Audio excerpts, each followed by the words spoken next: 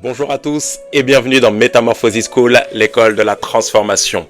Alors nous sommes dans une nouvelle semaine et vous le savez, qui dit nouvelle semaine dit bien évidemment nouvelle thématique. Alors que nous avons passé 3 semaines à parler de comprendre l'Apocalypse, comprendre la fin des temps, ne vous inquiétez pas, nous reviendrons sur cette école de l'Apocalypse. Il y a tellement de choses à comprendre. Nous n'avons énuméré que certaines vérités et je sais que beaucoup de personnes se posent encore beaucoup de questions sur la matière et la matière, je vous l'ai dit, est très abondante. Mais aujourd'hui, ou plutôt cette semaine, ou encore ces 2 prochaines semaines, nous voulons basculer dans une autre thématique, dans une autre école. Et pas des moindres, nous rentrons cette semaine dans l'école du Saint-Esprit.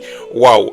Oh, nous allons aller dans tous les sens. Nous allons parler des symboles du Saint-Esprit, de la personne du Saint-Esprit, des œuvres de l'Esprit, des facettes de l'Esprit. Nous allons parler de tellement de choses. Du reste, nous avons commencé déjà à plus ou moins aborder certains éléments qui concernent la personne du Saint-Esprit lorsque nous avons parlé notamment dans le cadre des dons spirituels, des manifestations de l'Esprit. Mais ici, dans cette série, nous voulons nous attaquer directement, si je peux me permettre l'expression, à la personne du Saint-Esprit. Qui est-il? À quoi sert-il? Pourquoi a-t-il été envoyé? Comment pouvons-nous faire son expérience? Qu'est-ce que le Saint-Esprit? Toutes ces questions que nous voulons nous poser, nous tenterons d'y répondre. Comment être dirigé par lui également? Nous tenterons d'y répondre durant les 2 prochaines semaines et le Seigneur va nous faire un grand bien. Bien évidemment, avant de poursuivre cette vidéo, nous allons prendre le temps de prier. De là où tu es, incline la tête avec moi et rends simplement grâce à Dieu. Excellent Père de grâce et d'amour, nous te disons merci. Merci de ce que tu nous donnes d'être enseigné durant cette nouvelle semaine et nous recevrons de toi, nous en sommes convaincus. Voilà pourquoi d'avance, nous te disons merci. Merci de ce que tu parles, tu enseignes et lorsque tu parles et tu enseignes, tu formes, tu construis. Nous te prions Père de nous construire à travers cet enseignement en ce qui concerne ton esprit. Saint-Esprit de Dieu, nous te laissons le total contrôle de toute cette semaine d'enseignement. Inspire nos paroles et nos pensées, dirige-nous conformément à ta volonté. Nous ne ferons rien d'autre que te rendre toute la gloire. Paralyse toute forme de distraction et donne-nous d'être focus uniquement sur toi. Encore une fois, nous promettons de te rendre toute la louange qui t'est due, toute l'honneur et toute la gloire que tu mérites. Père de grâce, dans le nom précieux de Jésus-Christ, nous t'avons prié. Que quelqu'un dise Amen. Amen, Amen. Avant de poursuivre la vidéo, tu la partages sur tous tes réseaux sociaux, X, Threads, Facebook, Instagram, TikTok, Snap, partout, sur tous tes réseaux, parce que je suis convaincu que cette vidéo pourra édifier un grand nombre de personnes dans ton entourage.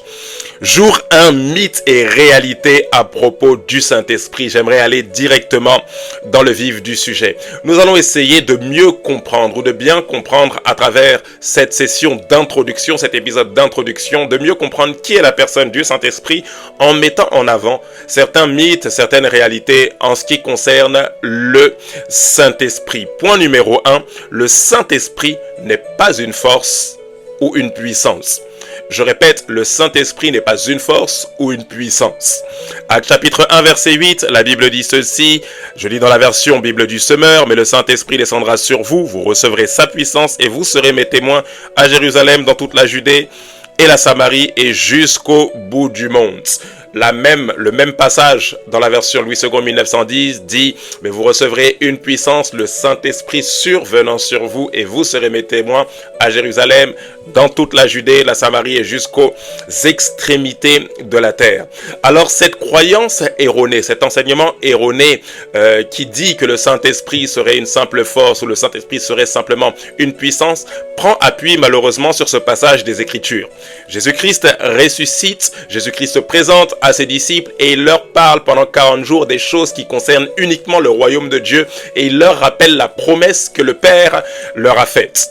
Quelle est cette promesse? Bien évidemment, le Saint-Esprit qui va venir. Mais ici, lorsque nous parlons du Saint-Esprit qui va venir, nous parlons de la personne. Littéralement ici, Jésus dit à ses disciples, le Saint-Esprit, ou littéralement, lorsque le Saint-Esprit viendra ou surviendra, vous recevrez sa puissance. C'est la raison pour laquelle la Bible du Semeur l'a très bien traduit en disant « Mais le Saint-Esprit descendra sur vous et ensuite vous recevrez sa puissance. » Je répète, mais le Saint-Esprit descendra sur vous, vous recevrez sa puissance.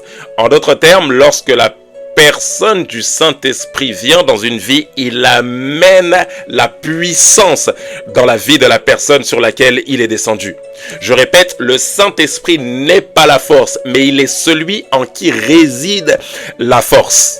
C'est comme si il est la personne et dans cette personne, il y a la capacité divine, il y a la puissance divine. On le verra plus tard, il y a l'onction de Dieu.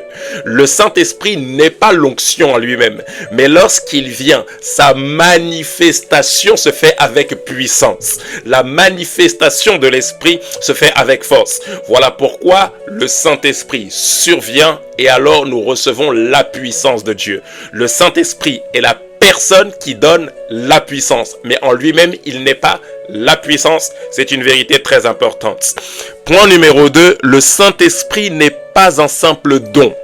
Je répète, le Saint-Esprit n'est pas un simple don. Actes chapitre 2, verset 38. La Bible dit ceci, et Pierre leur dit, repentez-vous et que chacun de vous soit baptisé au nom de Jésus-Christ, en rémission ou encore pour le pardon des péchés, et vous recevrez le don de l'Esprit. Alors encore une fois, une croyance erronée qui porterait à croire que le Saint-Esprit est simplement quelque chose d'impersonnel, donc un cadeau impersonnel que Dieu fait à l'humanité, de la même manière que le Saint-Esprit est simplement une force impersonnelle qui nous vient de Dieu. Non. Le Saint-Esprit est un don, mais il n'est pas moins une personne. Rappelez-vous, lorsque Jésus parle dans Jean chapitre 3, verset 16, et comme Moïse éleva le serpent dans le désert, il faut de même que le Fils de l'homme soit élevé, afin que ceux qui croient en lui aient la vie éternelle, car Dieu a tant aimé le monde. Jean 3, verset 16. Afin que quiconque croit, Dieu a tant aimé le monde, afin que qu'il a donné son Fils, afin que quiconque croit en lui ne périsse point, mais qu'il ait la vie éternelle. Dieu a tant aimé le monde qu'il a donné. Le Fils Jésus, le Fils de l'homme, est représenté comme un cadeau. Mais de vous à moi, Jésus est une personne. Ce n'est pas parce que Jésus est un cadeau qu'il n'est plus une personne. De la même manière, ce n'est pas parce que le Saint-Esprit est un don qu'il n'est pas une personne. Si vous voulez bien comprendre cela, le Fils est le cadeau du Père pour le salut de l'humanité, mais le Saint-Esprit est le cadeau pour tous ceux qui ont cru dans le Fils. Mais que ce soit le Père, le Fils ou le Saint-Esprit, les trois ne sont pas impersonnels. On le verra plus tard lorsqu'on parlera de la Trinité. Ne vous inquiétez pas de toutes ces réalités qui sont ô combien importantes pour parler de la personne du Saint-Esprit, pour parler de Dieu lui-même. Mais ici, ce que vous devez retenir dans ce point, c'est que le Saint-Esprit est la personne qui représente le cadeau fait aux croyants. Le cadeau de Dieu que je reçois lorsque je nais de nouveau, c'est la personne du Saint-Esprit qui vient habiter en moi. Ce qui représente un cadeau pour moi en tant qu'enfant de Dieu, c'est qu'une personne est venue habiter littéralement en moi, dans mon esprit, dans ma nature spirituelle. Alors ce cadeau qui est le Saint-Esprit, ce n'est pas quelque chose d'impersonnel, mais le cadeau, c'est la personne qui vient habiter en nous, la personne du Saint-Esprit. Point numéro 3, le Saint-Esprit n'est pas une colombe. Le Saint-Esprit n'est pas une colombe. Matthieu chapitre 3 verset 16. La Bible dit ceci, et Jésus, ayant été baptisé, remonta aussitôt de l'eau et voici les cieux furent ouverts. Et il vit l'Esprit de Dieu descendre comme une colombe et venir sur lui. Alors très souvent, nous imaginons, ce qui n'est pas mauvais, le Saint-Esprit dans nos dessins animés, dans nos cours d'écodime, nous imaginons le Saint-Esprit comme étant une colombe, toutes ces choses-là. Chaque fois que nous parlons du Saint-Esprit, nous le rapportons à la colombe. Dans les films, nous voyons une colombe descendre et malheureusement, quand bien même ces choses ne sont pas mauvaises, nous pouvons avoir tendance à croire que le Saint-Esprit est la colombe. Mais le Saint-Esprit n'est pas la colombe. La colombe symbolise un caractère du Saint-Esprit. Voilà pourquoi la Bible dit dans Galates chapitre 5, verset 22, le fruit de l'Esprit, c'est l'amour, la joie, la paix, la patience, la douceur. Lorsqu'on parle du Saint-Esprit, l'une des caractéristiques, l'un des caractères qui se rapportent à la personne du Saint-Esprit, bien évidemment, c'est la douceur. Alors lorsque le Saint-Esprit vient dans une vie, il ne vient pas avec avec forcing. Il ne vient pas en imposant, mais il vient comme un doux murmure. Il vient avec beaucoup de douceur dans la vie de la personne qu'il convainc, on le verra plus tard, de péché, de justice et de jugement. Ici, le Saint-Esprit est symbolisé par une colombe, parce que la colombe symbolise la douceur. Alors, à travers la colombe, on veut faire ressortir un caractère de Dieu ou un caractère de l'Esprit de Dieu. Mais en lui-même, le Saint-Esprit n'est pas une colombe. On verra que le Saint-Esprit est un emblème, ou la colombe plutôt, est un emblème du Saint-Esprit. Point numéro 5, quantième déjà. Point numéro 4. La Pentecôte n'est pas l'anniversaire du Saint-Esprit. Je répète, la Pentecôte n'est pas l'anniversaire du Saint-Esprit. Alors ici, j'aimerais nous parler à nous tous, surtout qui sont des bons pentecôtisants. À chaque fois qu'il y a une fête de la Pentecôte, nous nous disons, voilà, c'est là où le Saint-Esprit doit se manifester. Donc nous faisons des cultes avec de la puissance, des cultes où nous parlons de l'œuvre du Saint-Esprit, de ce qui s'est passé le jour de la Pentecôte. Et puis les gens sont baptisés de l'Esprit, ça parle en langue, on fait des délivrances, les chaises se cassent dans les salles, toutes ces choses-là. Ok, ces choses ne sont pas mauvaises. Bien évidemment, ici, je n'aimerais attaquer personne. Mais j'aimerais simplement nous rappeler que les différentes fêtes chrétiennes sont là pour nous rappeler ce qui s'est passé dans notre vie lorsque nous avons cru en Jésus. La fête de Noël, la fête de la nativité, littéralement, n'est pas là pour nous rappeler que nous devons nous réunir en famille parce que c'est Noël et nous devons échanger des cadeaux. Mais elle est là pour nous rappeler, même si Jésus n'est pas né en 25 décembre, permettez-moi la précision, la fête de Noël est là pour nous rappeler à nous en tant qu'enfants de Dieu que Dieu est descendu pour nous sauver. La fête de la Pâque n'est pas là pour que nous puissions manger des chocolats. La fête de la Pâque n'est pas là pour que nous puissions nous asseoir simplement devant un film sur la vie de Jésus. Mais la fête de la Pâque est là pour nous rappeler la manière avec laquelle le Seigneur nous a sauvés. La fête de la Pâque est là pour nous rappeler la substitution et l'imputation qui s'est passée lorsque Christ mourait à la croix. La fête de la Pâque est là pour nous rappeler le prix payé pour nos péchés. Et de la même manière, la fête de la Pentecôte est là pour nous rappeler qui est celui qui nous donne d'expérimenter le salut en Jésus. Et celui qui nous donne d'expérimenter le salut en Jésus, c'est la personne du Saint-Esprit. Alors cette vie de Pentecôte, ce n'est pas simplement un jour de Pentecôte. De la même manière que Noël n'est pas l'anniversaire de Jésus, mais un simple rappel qu'un sauveur est venu. Et ce sauveur, c'est le Dieu créateur. De la même manière, la Pentecôte n'est pas la fête du Saint-Esprit, mais elle est là pour nous rappeler que le Saint-Esprit nous donne au quotidien de faire l'expérience du salut en Jésus. J'espère que vous me suivez jusque-là. C'est des vérités qui sont ô combien fondamentales. Alors nous terminons cet enseignement avec cette réalité, bien évidemment. Le Saint-Esprit, si nous avons compris qu'il n'est pas simplement une fête, si nous avons compris qu'il n'est pas une colombe, si nous avons compris qu'il n'est pas un simple don ou encore une simple force impersonnelle, vous l'avez compris avec moi et nous avons commencé à le dire du reste, le Saint-Esprit est une personne. Le Saint-Esprit est une personne. Et différents éléments caractérisent le fait ou attestent le fait que le Saint-Esprit est une personne. Le premier des éléments, c'est bien évidemment le fait que le Saint-Esprit est une personne dans le sens où il parle. Et il faut être une personne pour parler. Actes chapitre 13, verset 2, la Bible dit ceci. Pendant qu'ils servaient le Seigneur dans leur ministère et qu'ils jeûnaient, le Saint-Esprit dit: mettez-moi à part Barnabas et Saul pour l'œuvre à laquelle je les ai appelés.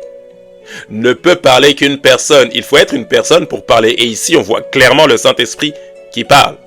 On le voit également dans Apocalypse. Rappelez-vous, lorsque nous avons parlé de comprendre l'Apocalypse, Apocalypse chapitre 2, verset 7, la Bible dit que celui qui a des oreilles entende ce que l'Esprit dit aux églises. Je répète, que celui qui a des oreilles entende ce que l'Esprit dit aux églises. Ici, on voit encore le Saint-Esprit qui est en train de parler. Alors, s'il parle, c'est qu'il a des choses à dire. Et s'il dit des choses, c'est qu'il est une personne qui peut dire des choses. Ensuite, nous avons un deuxième élément qui atteste que le Saint-Esprit est véritablement une personne. C'est le fait qu'il prenne des décisions selon sa volonté. Et nous avons une vérité biblique qui atteste ça, que nous retrouvons dans 1 Corinthiens chapitre 12 verset 11 dans le cadre des dons spirituels. Et la Bible dit ceci: un seul et même esprit opère toutes ces choses, les distribuant à chacun en particulier comme il le veut. Donc ici, on voit le Saint-Esprit qui décide de distribuer les manifestations de l'Esprit. Parce que rappelez-vous, les dons spirituels sont dans la personne du Saint-Esprit. Le Saint-Esprit se manifeste à travers nous de différentes manières. À l'un est donné par l'Esprit une parole de connaissance, à l'autre par l'Esprit une parole de sagesse. Donc ici, c'est le Saint-Esprit comme il veut, d'où on parle de la souveraineté également de l'Esprit. Comme il veut, il donne ces manifestations de l'Esprit. On peut voir également que le Saint-Esprit est une personne dans le sens où on peut lui mentir. Rappelez-vous de l'histoire d'Ananias et Saphira que vous retrouvez dans Actes chapitre 5. On va lire simplement le verset 3, la Bible dit ceci: Pierre lui dit: Ananias, pourquoi Satan a-t-il rempli ton cœur au point que tu mentes au Saint-Esprit? Alors si on peut mentir au Saint-Esprit, c'est bien évidemment que le Saint-Esprit est une personne. Ensuite, nous pouvons également l'attrister. Voilà pourquoi la Bible dit, Éphésiens chapitre 4, verset 30, « N'attristez pas le Saint-Esprit de Dieu par lequel vous avez été scellés pour le jour de la rédemption. » N'attristez pas le Saint-Esprit. On ne peut pas attrister une force. On ne peut pas attrister une puissance. On ne peut pas attrister un cadeau impersonnel. En revanche, on peut attrister une personne. Alors, si la Bible nous dit de ne pas attrister le Saint-Esprit, c'est que le Saint-Esprit est une personne qui est douée de sentiments, d'émotions que nous pouvons attrister. Encore une fois, une autre vérité, le Saint-Esprit intercède en faveur des saints. Romains chapitre 8, verset 26 jusqu'au verset 27. De même aussi, l'Esprit nous aide dans nos faiblesses, car nous ne savons pas ce qu'il nous convient de demander à Dieu dans nos prières, mais l'Esprit lui-même intercède par des soupirs inexprimables. Waouh! On le verra lorsqu'on parlera de l'école de la prière. Le Saint-Esprit est celui qui intercède pour nous par des soupirs inexprimables. On expliquera ce que sont ces soupirs inexprimables dans l'école de la prière et le Seigneur nous fera un grand bien également dans cette école. Ensuite, le Saint-Esprit est celui qui enseigne et qui rappelle également les enseignements de Jésus. Je répète, il enseigne et il rappelle les enseignements de Jésus, Jean chapitre 14, verset 26. Mais le Consolateur, l'Esprit Saint que le Père enverra en mon nom, vous enseignera toutes choses et vous rappellera tout. Il vous rappellera tout ce que je vous ai dit. Ici, c'est le Saint-Esprit qui enseigne. Encore une fois, il parle, mais ici, littéralement, il enseigne et il rappelle les paroles de quelqu'un. Ici, il rappelle les paroles du Fils, il rappelle les paroles de Jésus. Ensuite, le Saint-Esprit est une personne dans le sens où il rend témoignage. Pour témoigner, il faut être une personne, vous êtes d'accord avec moi. Ici, le Saint-Esprit rend témoignage, Jean chapitre 15, verset 26, quand le Consolateur que je vous enverrai de la part du Père, l'Esprit de vérité, quand sera venu, le Consolateur que je vous enverrai de la part du Père, l'Esprit de vérité qui vient du Père, il rendra témoignage de moi. Rappelez-vous toujours que l'esprit de la prophétie, c'est le témoignage de Jésus-Christ. Ainsi, vous voyez que le Fils et l'Esprit suivent une seule et même direction, glorifier le Père. Personne ne peut dire qu'il parle par l'Esprit de Dieu sans glorifier le Fils. Et personne ne peut dire qu'il a reçu le Fils sans avoir reçu l'Esprit. Ainsi, lorsque je reçois Jésus dans ma vie comme Sauveur et Seigneur, cette réception se symbolise par la personne, se manifeste par la personne du Saint-Esprit qui vient habiter dans ma vie. Le Saint-Esprit et Jésus suivent tous les deux comme un chemin parallèle. Voilà pourquoi on parle du Saint-Esprit en disant que c'est allos Parakletos, celui qui suit exactement la même direction que le Sauveur. Et cette direction, c'est laquelle? Donner de la gloire à Dieu, tout simplement. Le Saint-Esprit rend témoignage du Fils, il rend témoignage de Jésus. Romains chapitre 8, verset 16, la Bible dit ceci: l'Esprit lui-même rend témoignage à notre esprit que nous sommes enfants de Dieu. Encore une fois, une autre vérité, le Saint-Esprit est celui qui envoie des missionnaires. Vous allez voir que dans Actes des Apôtres, il est beaucoup fait référence à la personne du Saint-Esprit. Voilà pourquoi la plupart des théologiens s'accordent à dire que le livre d'Actes des Apôtres n'est pas en réalité le livre d'Actes des Apôtres, mais des actes de la personne du Saint-Esprit à travers la vie des apôtres, pour montrer que le Saint-Esprit était celui qui était à l'œuvre, celui qui était le maestro dans tout le livre d'Actes des Apôtres, premièrement, mais deuxièmement pour montrer que les actes du Saint-Esprit continuent encore aujourd'hui parce que le Saint-Esprit agit à travers nous aujourd'hui. Alors, à travers le livre d'Actes des Apôtres ou des actes du Saint-Esprit par les apôtres, nous voyons beaucoup de références où le Saint-Esprit ne leur permet pas, où le Saint-Esprit leur dit ceci, où le Saint-Esprit leur recommande cela. Pourquoi? Pour montrer qu'il y a véritablement, et nous allons chuter en comprenant ça, qu'il y a véritablement une relation littéralement avec une personne. Et ici, le Saint-Esprit est celui qui envoie des missionnaires. La Bible dit ceci: Barnabas et Saul, envoyés par le Saint-Esprit, waouh, descendirent à Séleucie, et de là, ils s'embarquèrent pour l'île de Chypre. On est dans Acte 13, verset 4. Enfin, le Saint-Esprit est celui qui conduit ceux qu'il envoie. Il conduit les envoyés. Acte chapitre 16, verset 6 au verset 10, ayant été empêchés par le Saint-Esprit d'annoncer la parole dans l'Asie, ils traversèrent la Phrygie et le pays de Galatie. Arrivés près de la Mysie, ils se posèrent à entrer en Bithynie, mais l'Esprit de Jésus ne le leur permit pas. Ils franchirent alors la Mysie et descendirent à Troas. Pendant la nuit, Paul eut une vision. Un Macédonien lui apparut et il fit cette prière: passe en Macédoine, secours-nous. Après cette vision de Paul, nous cherchâmes aussitôt à nous rendre en Macédoine, concluant que le Seigneur nous appelait à annoncer, nous appelait à y annoncer la bonne nouvelle. On voit encore une fois ici que le Saint-Esprit les empêche. On voit ici que le Saint-Esprit ne permet pas, et ils comprennent que le Seigneur, en l'occurrence ici, le Seigneur Saint-Esprit, parce que le Saint-Esprit est Dieu. Et nous terminons avec ça. Le Saint-Esprit est ce Dieu qui, à cet instant précis, les empêchait, ne leur permettait pas. Alors ici, ils étaient conduits littéralement par le Saint-Esprit. Voilà pourquoi à la fin de cette semaine, nous commencerons la semaine prochaine avec cet enseignement sur la direction divine, la direction par la personne du Saint-Esprit. Alors vous l'avez compris, le Saint-Esprit est une personne, mais il n'est pas n'importe qui. Le Saint-Esprit est littéralement Dieu. Rappelez-vous cette idée que la Bible nous expose en nous parlant du Père, du Fils et du Saint-Esprit, d'où on parle de la Trinité. Nous reviendrons encore plus en profondeur sur cette vérité demain, alors que nous allons aller un peu plus loin en ce qui concerne la personne et l'œuvre du Saint-Esprit. Mais une des choses que je peux vous dire d'ores et déjà, c'est que vous ne trouverez pas le mot Trinité dans les Saintes Écritures. En revanche, l'idée, le concept, l'enseignement, la doctrine sur ces trois personnes divines se trouve clairement dans les Écritures. Vous voyez le Père comme étant une personne, le Fils comme étant une personne, c'est la personne de Christ, et le Saint-Esprit, comme nous l'avons vu, comme étant une personne. Et les trois forment bien évidemment un seul, pas plusieurs, mais un seul et même Dieu.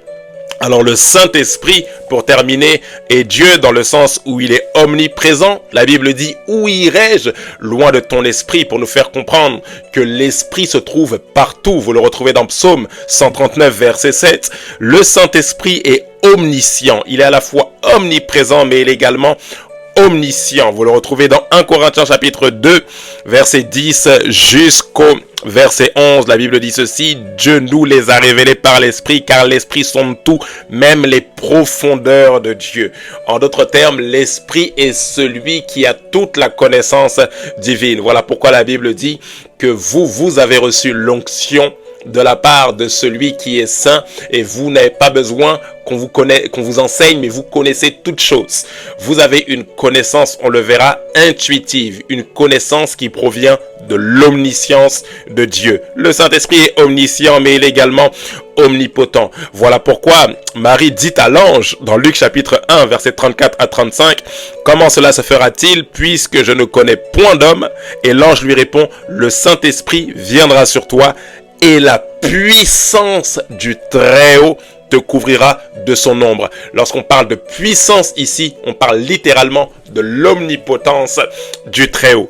Le Saint-Esprit est omniscient, omniprésent, omnipotent. Le Saint-Esprit est éternel. Puisqu'il est Dieu, le Saint-Esprit est souverain. Nous l'avons vu dans le cadre des dons spirituels. Comme il le veut, il distribue les dons. Et le Saint-Esprit, enfin, est amour.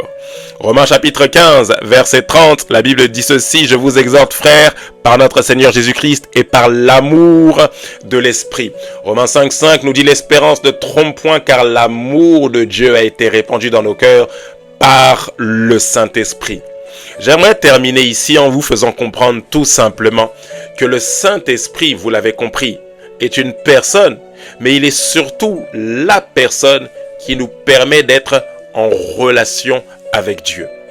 Vous devez comprendre une chose: si nous sommes réconciliés avec le Père, c'est au moyen du Fils, à travers le Fils, mais par la personne du Saint-Esprit.